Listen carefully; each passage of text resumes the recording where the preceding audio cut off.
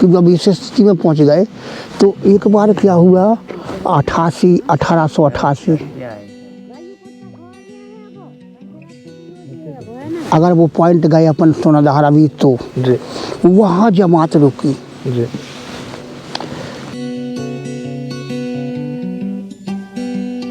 तो वहाँ गौरी शंकर महाराज को थोड़ा सा बहुत वृद्ध हो गए थे, तो रात को मन में आया कि अब हम से चलते नहीं बनता माई, अब हम ये शरीर आप में विसर्जित करते। तो रात को माई के पास गए तो माई प्रकट हो गई, बोले बाबा ऐसा क्यों कर रहे हैं जल्दी आप?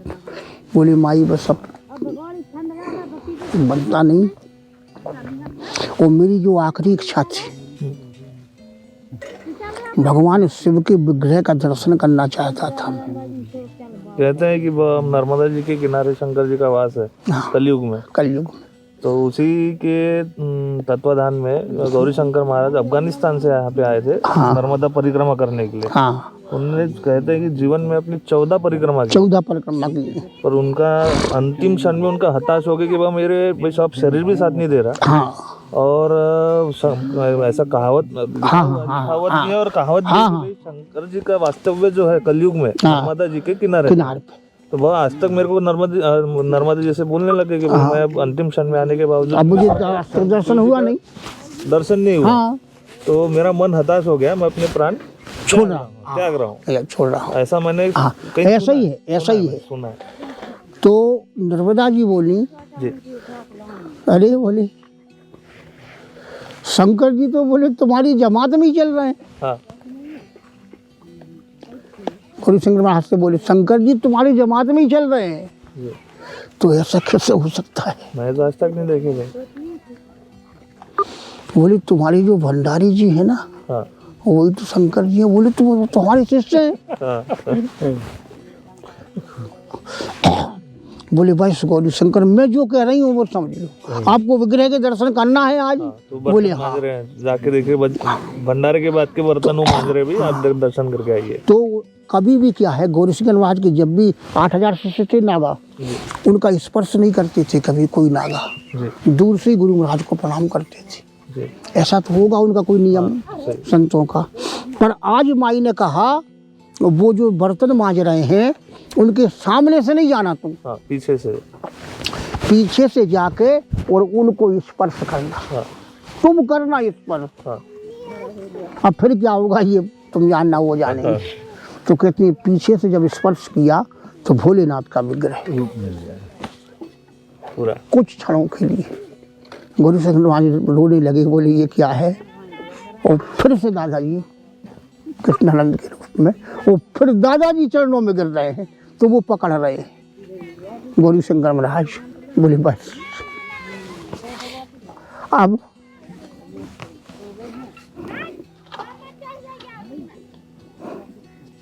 बोले अभी तक आप हमको रखे थे, अब तो मैं जान गया नहीं आपको।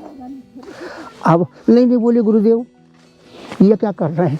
बोले आपने ऐसा क्यों किया? तो बोले तो लीला है, यानी भगवान भी चेला बन के आता है। भगवान भोलेनाथ भी चेला बन के आ गए। ये बोले लीला थी, हमें तुम्हारा सेवा करना थी गुरु मान के। तो बोले अब आप हमको अंतिम प्रणाम करने दीजिए। दादाजी बोले बोले नहीं, हमारी जब हम जान चुके हैं आप शिव हैं, तो मैं ये कैसी भूल कर दूं अब? तो बोले आप जान चुके हैं मैं शिव हूँ, लेकिन शिव भी कैसे भूल कर देगा? का उनके गुरु को अंतिम प्रणाम करेगा, ये लीला है। बोली तो बोली ये संभव नहीं।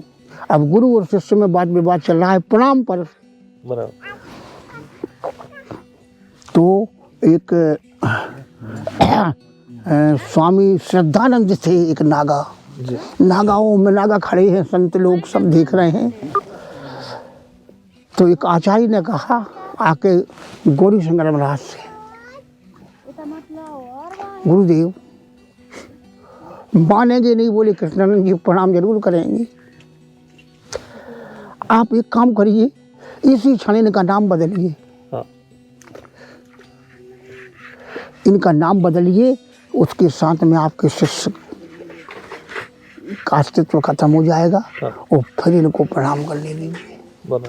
तो फिर गौरी शंकर महाराज ने केशवानंद नाम दिया, जो अपनापन आज सुन रहे हैं। यहाँ तक हो गया। उसी रात दादाजी कहते हैं नर्मदा जी में प्रवेश कर गए। हाँ। फिर नहीं रहे इस जमात में। हाँ। और उसी दुख में आके फिर 1888 में कुछ महीने बाद कोकसर में गौरी शंकर महाराज ने समाधि ले ली। अब हाँ, अब उसके बीच में अब 1902 में दादाजी यहाँ पर प्रकट हो रहा है। एक में जो जितनी साल बीच में लग गए, उतने बीच में कहते हैं वो रामफल बन के कहाँ रहे, होशंगाबाद में रहे। अच्छा। रामफल कहलाए, वो कुआं में गिर गए। फिर वो भी दादाजी जी थे। फिर कुछ दिन बरभान में रहे, यहाँ नर्मदा जी के किनारे पे। ऐसी 2-3 लीलाएं और की बीच में, मध्य में। और फिर दादाजी यहाँ से प्रकट हो गए अपने आप। ऐसा मैंने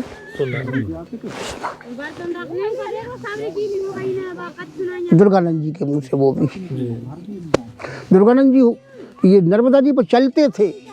अच्छा। हाँ,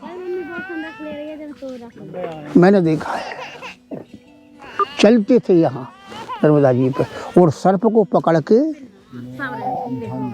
लिंग से लगाते, बोले काट। आंखों से देखा है मैंने। यही इतना बड़ा भुजंग पकड़ लिया और शरीर से लिपटा लिया। मैं घबरा गया। अरे बोले ये दादा का माल है, खा लो। बोले हमको खा लो। दुकान जाते थे यहाँ ने अभी तक मेरे जीवन में जी सर्प से अपन डरते। हाँ। डरते नहीं। हाँ। पर मैंने सर्प को दुर्गानंद जी से डरते हुए देखा। आपने अभी तक डरते हुए सर्प को नहीं देखा होगा। मेरे अनुभव में मैंने, वो फण करते हैं ऐसा, तो दुर्गानंद जी उनकी तरफ बढ़ते तो वो पीछे हटते हैं ऐसा। अच्छा। जबकि वो सामने मारता है। वो सामने, वो पकड़ने दौड़ते हैं, वो पीछे भागते हैं। तो ये ऐसी विभूति अपने दादाजी की रही है। अपने दादाजी इतने छोटे नहीं हैं। यही तो मैं कहता हूँ। अब एक आइटम ये है अभी आपके यहाँ के चल रहे हैं। हाँ हाँ, अभी जो भी है अपन बोलने वाले को टीका टिप्पणी करना ना ना ना, हाँ दादाजी अपन कोई नहीं टीका